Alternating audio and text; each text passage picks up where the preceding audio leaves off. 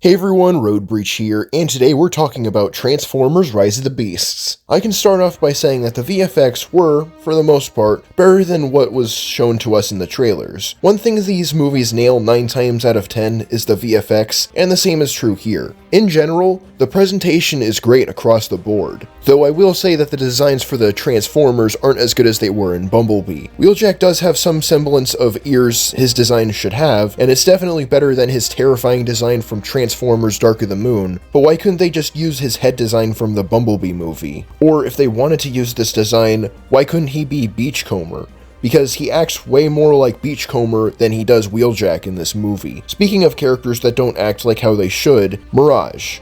Mirage is charismatic and quippy, and I certainly like him, but he acts way more like Jazz than he does Mirage. Another thing this movie has going for it are the action scenes. There are so many badass moments from this movie of the Autobots and Maximals fighting the Terracons, and there's one line that Optimus says to Unicron that was really damn cool. That said, one problem this movie has is having too many characters. The Maximals don't get enough screen time for them to leave a lasting impression. The exceptions to this would be Eraser and Primal. From what little Cheetor says in this movie, I do think Tongyai Teresa did a good job voicing him, though I do hope we get to see more of him in the future. The Autobots don't get to do much, and I wasn't a fan of trying to make Stratosphere the next Revenge of the Fallen Jetfire. Granted, he's not as bad in this regard. As for Noah and Elena, the two human characters, I do think they're pretty good characters, but I feel like they get too much of the screen time. Noah wants to get a job to treat his brother's sickle cell anemia, and Elena is a historian that has some connection to the plot MacGuffin. There's also a parallel between Primal, Optimus, and Noah, where they feel like they didn't do enough for what they love.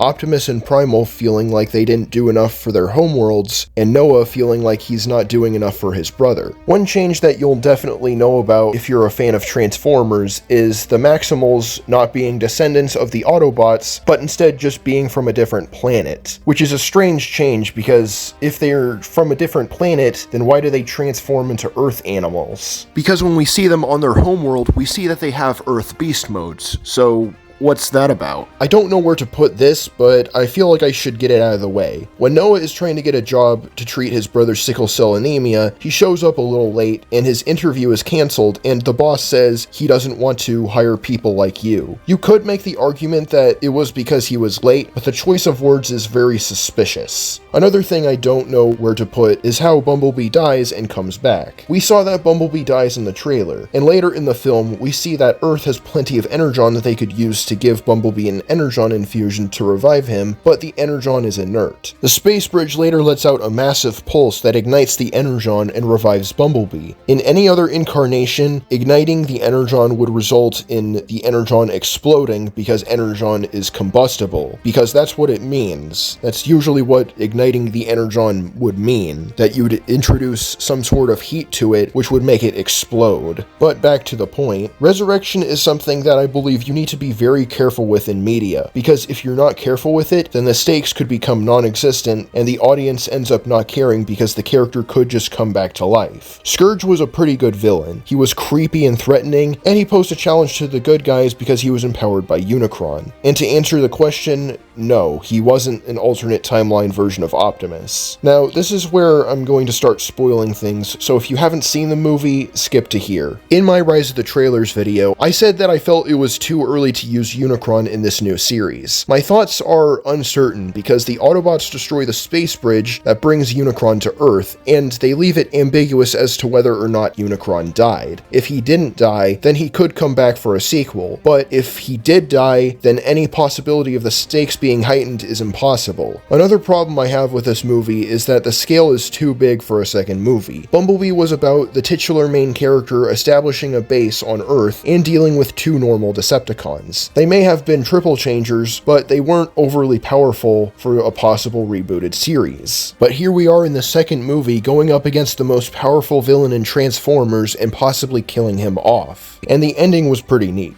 Noah goes to another job interview, and they tell him that they can give his brother the best medical treatment, and he's given a business card for G.I. Joe. I'm not really a fan of G.I. Joe, but I'm curious to see how the next movie plays out, because you know it's gonna be hype. Overall, Transformers Rise of the Beasts is heartfelt and plenty of fun, but definitely flawed.